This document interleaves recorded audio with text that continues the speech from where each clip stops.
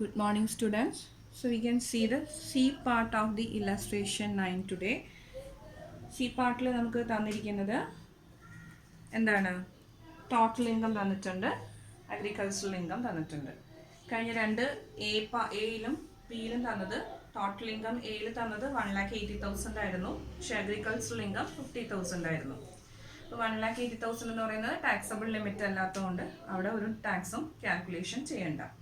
B പാർട്ടിൽ തന്നത് 4,30,000 ആണ് ടോട്ടൽ ഇൻകം, അതായത് എന്താ ടാക്സബിൾ ലിമിറ്റിനേക്കാളും കൂടുതലാണ്. പക്ഷേ അഗ്രികൾച്ചറൽ ഇൻകം എത്രയേ ഉള്ളൂ? 4,000 ഉള്ളൂ, അതായത് 5,000 താഴെയാണ്. സോ അങ്ങനെ ആവുമ്പോൾ അഗ്രികൾച്ചറൽ ഇൻകം ആഡ് ചെയ്യേണ്ട കാര്യമില്ല, ജസ്റ്റ് 4,30,000 തന്നെ നമ്മൾ ടാക്സ് ലയബിലിറ്റി കണ്ടുപിടിക്കുന്നു. ഓക്കെ, ആൻഡ് 5 ലാഖിൽ താഴെ ആയതുകൊണ്ട് ആ 4,30,000 എന്നുള്ള ടോട്ടൽ ഇൻകത്തിൽ ഒരു റിബേറ്റും ആ എസ് കിട്ടുന്നുണ്ട്. ഓക്കെ, നെക്സ്റ്റ് ടോട്ടൽ ഇൻകം 11 ലാഖും അഗ്രികൾച്ചറൽ ഇൻകം 15,000 ആണ്.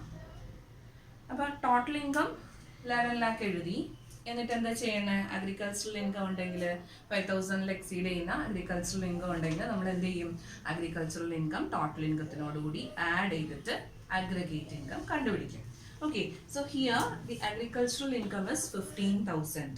ബട്ട് അവിടെ താഴെ ഒരു കാര്യം പറഞ്ഞിരിക്കുന്നു, നോക്കിയേ, അൺഅബ്സോർബ്ഡ് അഗ്രികൾച്ചറൽ ലോസ്. കഴിഞ്ഞ വർഷങ്ങളിൽ അഗ്രികൾച്ചറൽ ലോസ് ഉണ്ടായിരുന്നു, പക്ഷെ അത് അബ്സോർബ് ചെയ്യാൻ പറ്റിയില്ല. അതായത് കഴിഞ്ഞ വർഷങ്ങളിൽ പ്രോഫിറ്റ് ഇൻകം ഇല്ലാതിരുന്നത് കൊണ്ട് നമുക്ക് എന്ത് ചെയ്യാൻ പറ്റിയില്ല? അത് അഡ്ജസ്റ്റ് ചെയ്യാൻ പറ്റിയില്ല, ബ്രോഡ് ഫോർവേഡ് ആണ്. അപ്പോൾ ഈ വർഷം അഗ്രികൾച്ചറൽ ഇൻകം ഉണ്ടെങ്കിൽ അത് എന്ത് ചെയ്യാം? നമുക്ക് ബ്രോഡ് ഫോർവേഡ് ചെയ്തിട്ടുള്ള ലോസിനെ അഡ്ജസ്റ്റ് ചെയ്യാം. ഓക്കെ, കഴിഞ്ഞ രണ്ട് കേസുകളിലും എയിലും ബിയിലും നമ്മൾ ചെയ്യാതിരുന്നത്, എയുടെ കേസിൽ എന്തില്ല? ടാക്സ് ലയബിലിറ്റി ആ വ്യക്തിക്ക് ഇല്ല. ബിയുടെ കേസിൽ 4,000 ആയിരുന്നു, അപ്പോൾ അഗ്രികൾച്ചറൽ ഇൻകം നമ്മൾ ആഡ് ചെയ്യേണ്ട കാര്യമില്ല. സോ അത് രണ്ടിലും നമുക്ക് എന്ത് ചെയ്യേണ്ട? ഈ ബ്രോഡ് ഫോർവേഡ് ലോസ് എടുക്കേണ്ട കാര്യമില്ലായിരുന്നു. പക്ഷെ ഇവിടെ അഗ്രികൾച്ചറൽ ഇൻകം ഉണ്ട് which is more than 5,000. So we have to add that with the total income. So we should adjust what? We should adjust the brought forward loss. Okay, so agricultural income തന്നിരിക്കുന്നത് എത്രയാണ്? 15,000 ആണ്. And അതിനോടുകൂടി എന്ത് adjust ചെയ്യുക? Less brought forward loss. എത്ര brought forward loss ഉള്ളത്? It is 5,000.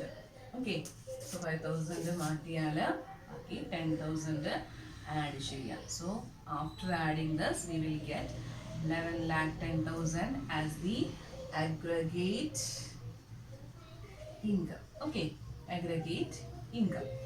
ഈ aggregate income calculate ചെയ്ത് കഴിഞ്ഞ് നെക്സ്റ്റ് സ്റ്റെപ്പ് എന്താണ്? നമ്മൾ എ എന്നും ബി എന്നും പറഞ്ഞ് രണ്ട് കാര്യങ്ങൾ എഴുതും. എയിൽ എന്താ ചെയ്യുന്നത്? അഗ്രഗേറ്റ് ഇൻകം എഴുതിയിട്ട് ടോട്ടൽ ചെയ്ത് ഇടുക. ഓക്കെ, ആൻഡ് അഗ്രഗേറ്റ് ഇൻകം ചിലപ്പോൾ ഈ അഗ്രഗേറ്റ് ഇൻകത്തിൽ സ്പെഷ്യൽ റേറ്റിൽ ടാക്സ് ചെയ്യുന്ന ഇൻകംസ് ഉണ്ടാവാം. അപ്പോൾ അങ്ങനെയാണെങ്കിൽ അതിനെ സ്പെഷ്യൽ റേറ്റിൽ ടാക്സ് ചെയ്യാം.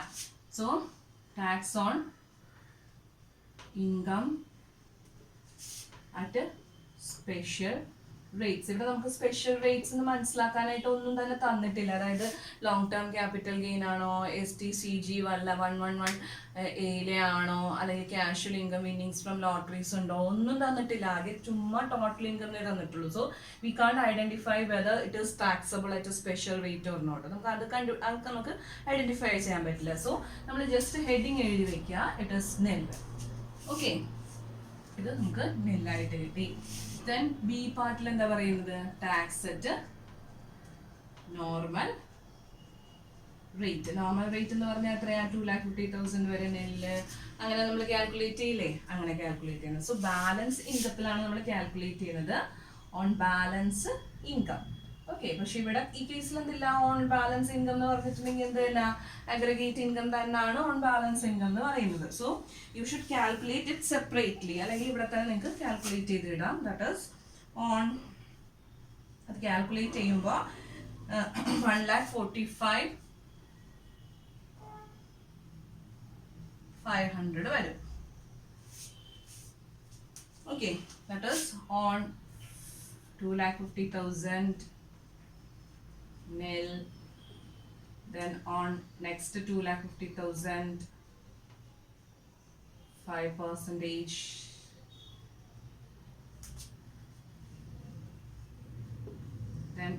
next on next 5 lakh,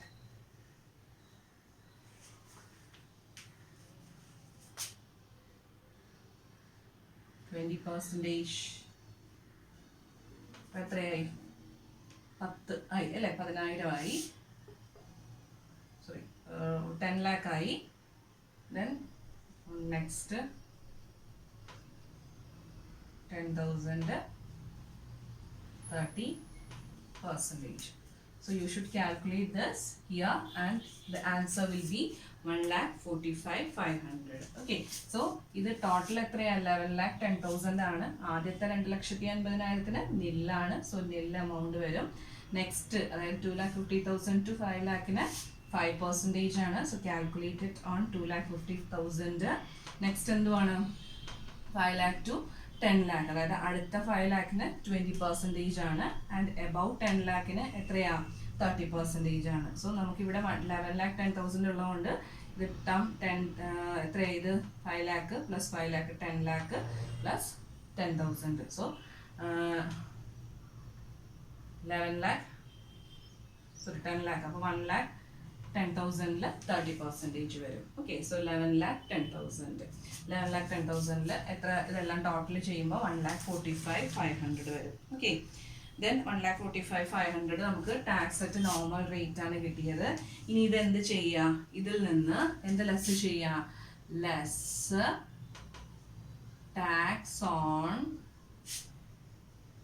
agricultural income plus tax slab. ഇതിൽ എത്ര വരെയാണ് ഉള്ളത്? ഇവിടെ എന്ത് ഇൻഡിവിജ്വൽ ആണെന്ന് പറയുന്നില്ല. സീനിയർ സിറ്റിസൺ ആണെന്നോ സൂപ്പർ സീനിയർ സിറ്റിസൺ ആണെന്നോ പറയുന്നില്ല. So we can assume that he is at the age of below 60 years. 60 വയസ്സിന് താഴെയുള്ള ഒരു വ്യക്തിയാണെന്ന് നമുക്ക് അസ്യൂം ചെയ്തിട്ടാണ് നമ്മളിവിടെ 2,50,000 എടുത്തിരിക്കുന്നത്. ടാക്സ് സ്ലാബ് എത്രയാണ്? 2,50,000. So tax on agricultural income plus 2,50,000. Agricultural income എത്രയാണ് വന്നിരിക്കുന്നത്? നമുക്ക് 10,000 ആണ് വന്നിരിക്കുന്നത്. So 10,000 plus 2,50,000 comes what? 2,60,000. So 2,60,000 എങ്ങനെ നമുക്ക് ടാക്സ് കാൽക്കുലേറ്റ് ചെയ്യാം? എങ്ങനെ കാൽക്കുലേറ്റ് ചെയ്യാം? ഓൺ ഫസ്റ്റ് 2,50,000 nil ആണ് tax rate. So it comes nil. Okay, and next 2,50,000 next 2,50,000 what? 5%. That is 500. It comes 500. Okay, അപ്പോൾ സോറി നെക്സ്റ്റ് 2,50,000 നെക്സ്റ്റ് എത്രയുള്ളൂ ഇനി ബാക്കി? സോറി, നെക്സ്റ്റ് ഇത്രയേ ഉള്ളൂ. 10,000 അല്ലേ ഉള്ളൂ. 10,000 5%, 500. So it comes 500. 2,60,000 ആദ്യത്തെ 2,50,000 നില്ലാണ്. ഇനി ബാക്കി എത്ര പോർഷൻ ഉള്ളത്? 10,000. So 10,000 5%, it comes 500. So this should be deducted. So we will get 1,45,000. Okay, so after getting 1,45,000, ഇനി നമ്മുടെ നെക്സ്റ്റ് സ്റ്റെപ്പ് എന്താണ്? Add surcharge, add education cess. അപ്പോൾ നമുക്ക് 1,45,000 എന്ത് വന്നിട്ടുള്ളൂ? ടാക്സ് ലയബിലിറ്റി വന്നിട്ടുള്ളൂ. ആൻഡ് ഇവിടെ തന്നിരിക്കുന്ന നമ്മുടെ ടോട്ടൽ ഇൻകം എന്ന് പറയുന്നത് it is what? It is only 11,50,000. So 50 lakh above ആണ് ടോട്ടൽ ഇൻകം എങ്കിൽ മാത്രമേ നമ്മൾ എന്ത് ചെയ്യുന്നുള്ളൂ? സർചാർജ് കാൽക്കുലേറ്റ് ചെയ്യുന്നുള്ളൂ. Okay, if the total income of an assessee exceeds ₹50 lakh, then only we are calculating what? We are calculating surcharge on the tax. Okay, so ഇവിടെ നമുക്ക് 11 lakh മാത്രമാണ് നമ്മുടെ total income. So no need to calculate surcharge. Surcharge will be nil. Okay, ഉണ്ടെങ്കിൽ നമ്മൾ calculate ചെയ്യുമായിരുന്നു.